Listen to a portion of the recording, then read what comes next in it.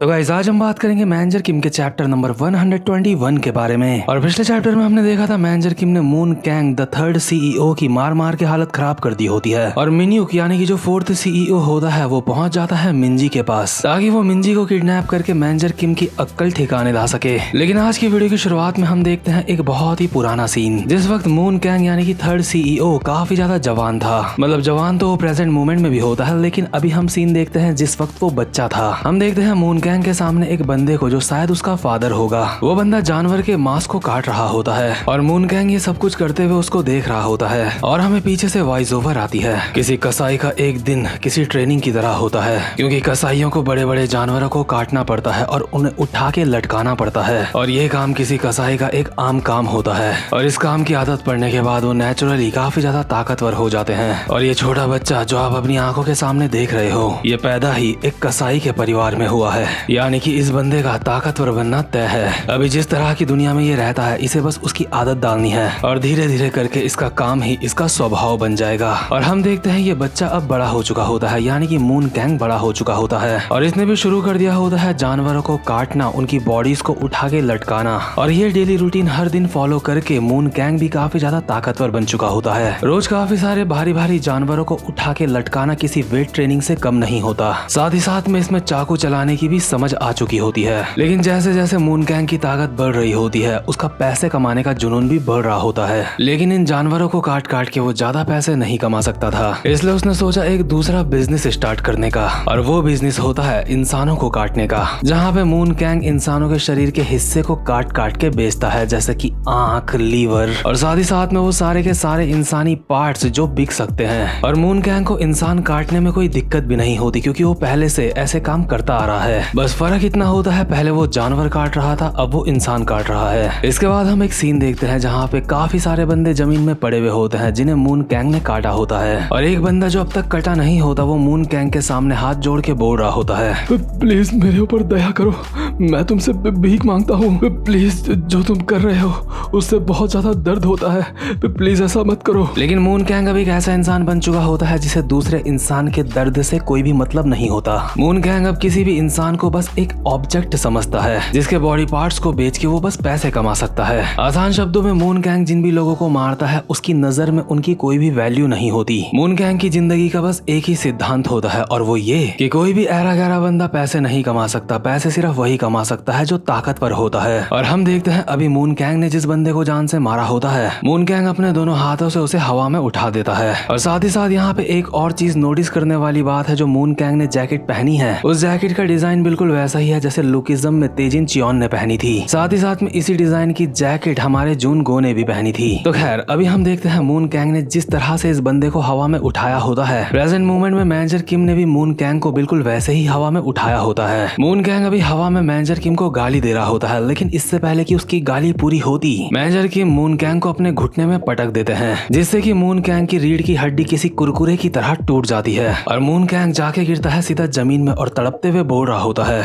मेरी कमर, मेरी हड्डी वो टूट चुकी है। साले हरामखोर, मुझे काफी ज्यादा दर्द हो रहा है। आखिर तू ये सब कुछ क्यों कर रहा है? क्या तू ये सब कुछ पैसों के लिए कर रहा है? क्या तू गोल्डन डोर कंपनी की तिजोरी खोल के उसको लूटना चाहता है? लेकिन तू ऐसा कभी नहीं कर पाएगा। पर मैनेजर किम इसके मुंह पे जूते की पीछे साइड की नोक मारते हैं और कहते हैं, क्या? एक बार दोबारा बोलियो, तूने क्या कहा? तू जो बोल रहा था मैंने वो ठीक से सुना नहीं। तुझे बता दूं मैं बस यहाँ पे गोल्डन डोर की तिजोरी खोलने के लिए आया हूँ और एक बार जब मैं ऐसा कर दूंगा तो मेरा काम खत्म हो जाएगा। इतने में ही शोंगो मैनेजर किम को कहता है, बॉस इसके पास जो ओटीपी था वो हमारे हाथ लग चुका है, लेकिन आपके बिना हमें ये बिल्कुल भी नहीं मिल पाता। मैनेजर किम कहते हैं, नहीं तुम लोगों ने भी काफी ज्यादा अच्छा काम किया है और अब सिर्फ बाकी है। लेकिन इतने में ही मैनेजर किम का मोबाइल बजने लगता है और मैनेजर किम जैसे ही अपने मोबाइल को देखते हैं तो वो काफी ज्यादा सीरियस लग रहे होते हैं। अपने मोबाइल को देखते ही साथ मैनेजर किम शोंगो लोगों को कहते हैं, प्लान को चेंज करना पड़ेगा, तुम सब अब यहाँ से जाओ, मुझे तुम्हारी जरूरत नहीं है। शोंगो कहता है, लेकिन क्यों? आखिर हुआ क्या है? क्या कोई सीरियस बात है?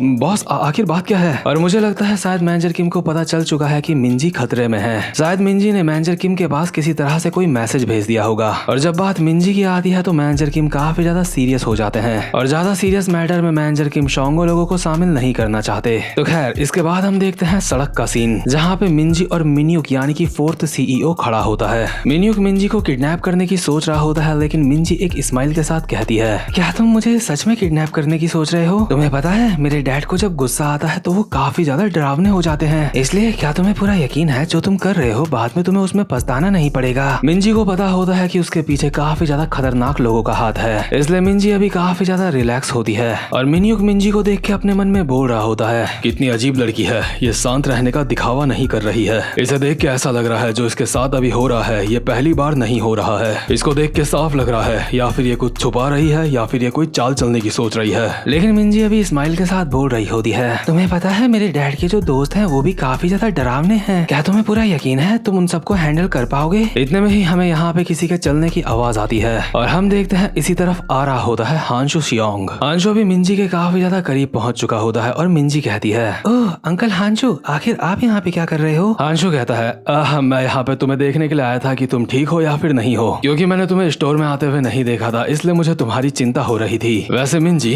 क्या तुम अब तक यहाँ पे अकेली थी? मिंजी कहती है, नहीं, दरअसल कुछ सेकंड पहले यहाँ पे एक आदमी खड़ा था। हांशु कहता है, क्या यहाँ पे कोई खड़ा था? मिंजी कहती है, हाँ, वो अचानक से मुझे बोल रहा था वो मुझे अपने साथ लेके जाएगा। हांशु कहता है, अच्छा तो फिर तुमने क्या करा? तुम्हें उसकी शक्ल याद है? और अभी हम देखते हैं जो मिन्यूक होता है एक दीवार के पीछे छुप के ये सब कुछ सुन रहा होता है। मिन्यूक ने हांशु को देख लिया होता है और वो अपने मन में बोल रहा होता है, मैं जानता था इस लड़की के पास कुछ ऐसा है जिसके ऊपर इसे बहुत ज्यादा यकीन है। तो द लेजेंड हांशु शियोंग इस लड़की को जानता है। ठीक है, अगर ऐसी बात है तो मैं चीजों को सिंपल रखूंगा। मुझे अपना प्लान अब थोड़ा सा चेंज करना होगा। वैसे मैं कुछ और सोच रहा था, लेकिन अब मैं इन सबको जान से मार डालूंगा। और जो मिन्यूक होता है दीवार के दूसरी तरफ आगे बढ़ने लगता है। हांशु को भी अभी दूसरी तरफ किसी के चलने की आहट आ रही होती है और मिंजी हांशु को बोल रही होती है, मैंने उसको कहा कि अगर वो यहाँ से नहीं गया तो वो पछताएगा। लेकिन इसके बाद हम देखते हैं जो मिन्यूक होता है अपनी कार में बैठ के यहाँ से निकल चुका होता है। मिन्यूक कार भगाते हुए खुद से बोल रहा होता है, ठीक है,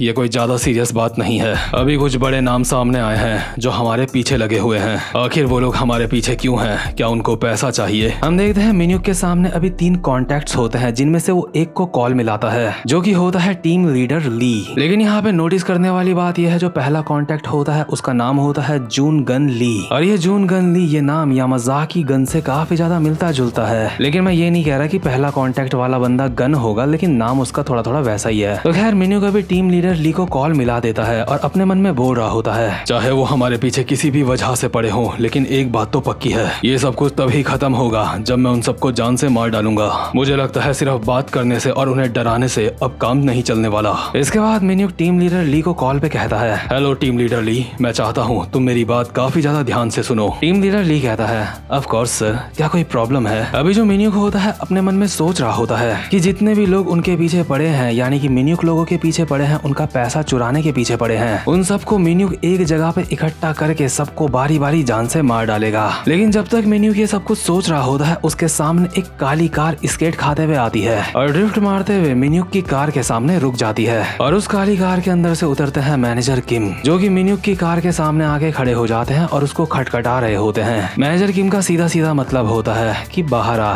मिन्यूक भी समझ जाता है कि अब मामला काफी ज्यादा सीरियस हो चुका है, इसलिए मिन्यूक कॉल पे टीम लीडर ली को कहता है, टीम लीडर ली, अभी से और इसी पल से हर जगह रेड अलर्ट जारी कर दो। ये अभी तक का सबसे बड़ा अलर्ट लेवल है और मैं चाहता हूँ तुम इस बारे में सबको बता दो। इसके बाद मिन्यूक कार का दरवाजा खोल के उससे बाहर आता है और मैनेजर किम को कहता है, गुड इवनिंग सर, दरअसल हम तुम्हें ही ढूंढ रहे थे। और मिन्यूक सीधा आके खड़ा हो जाता है मैनेजर किम के सामने। इसके बाद अपनी गर्दन चटकाते हुए कहता है, तो अभी कुछ समय पहले तू किसी औरत के साथ डेट में गया था, है ना? वैसे एक बात बता, तुझे कैसे पता चला कि मैं कहाँ पे हूँ? क्या तू यहाँ पे मेरी जासूसी करने के लिए आ रखा है या फिर किसी और चीज के लिए? लेकिन मैनेजर किम बस शांति से इस बंदे को घूरे जा रहे होते हैं और मिन्यूक को मैनेजर किम की इन खूनी निगाहों का मतलब समझ नहीं आ रहा होता और वो एक गहरी सांस लेके कहता है, आखिर तू यहाँ पे इतनी मुसीबत में क्यों आ गया? यहाँ पे आना तेरे लिए खतरे से खाली नहीं है, तुझे पता है हमारे सुपीरियर। पर मैनेजर की मिन्यूक की बात आधे में ही काट देते हैं और उसके मुंह के बिल्कुल पास आके कहते हैं, मेरी बेटी तू कुछ समय पहले उससे मिला था, है ना? मिन्यूक पहले एक हल्की सी स्माइल करता है और उसके बाद कहता है, हाँ, हमने थोड़ी सी आपस में बात करी थी, आखिर दिक्कत क्या है? मिन्यूक अपनी टाई ढीली करते हुए कहता है, और अगर मैं उसके पास गया भी था तो तू क्या कर लेगा बे? मैंने बस वहाँ पे जाके तेरी बेटी को एक छोटी सी धमकी दी थी, क्या तुझे इस बात से कोई प्रॉब्लम है? मैनेजर किम काफी ज्यादा सीरियस होके कहते हैं, हाँ, मुझे प्रॉब्लम है और ये प्रॉब्लम तेरे लिए काफी ज्यादा भारी पड़ने वाली है। इस प्रॉब्लम की वजह से तू काफी ज्यादा जख्मी हो सकता है। और इतने में ही मैनेजर किम बहुत ही स्पीड में एक अटैक करने के लिए आते हैं मिन्यूक के, और मिन्यूक इस चीज का ही इंतजार कर रहा था और अपने मन में कहता है, ठीक है, वो मेरे ऊपर अटैक करने के लिए आ रहा है, मुझे इसके हमले को ब्लॉक करना होगा। लेकिन मिन्यूक की औकात नहीं होती मैनेजर किम के अटैक को ब्लॉक करने की, और मिन्यूक की छाती में जेट कुंडो स्टाइल में एक खतरनाक सा मुक्का पड़ता है जिससे मिन्यूक के मुंह से खून निकलने लगता है। इसके बाद मैनेजर किम एक लात मारता है मिन्यूक की छाती में, और मिन्यूक उड़ता हुआ पीछे की तरफ जा रहा होता है और अपने मन में बोल रहा होता है, ये बंदा काफी ज्यादा फास्ट है। मैनेजर किम भी अभी मिन्यूक को फॉलो करते हुए मिन्यूक के बिल्कुल पास आ चुके होते हैं और उसके मुंह पे एक खतरनाक सा मुक्का मारने वाले होते हैं। बट इतने में ही उनके साइड से बहुत तेज हॉर्न की आवाज आती है और इन दोनों के बिल्कुल जस्ट बगल से एक बहुत बड़ा ट्रक निकल के चला जाता है। वो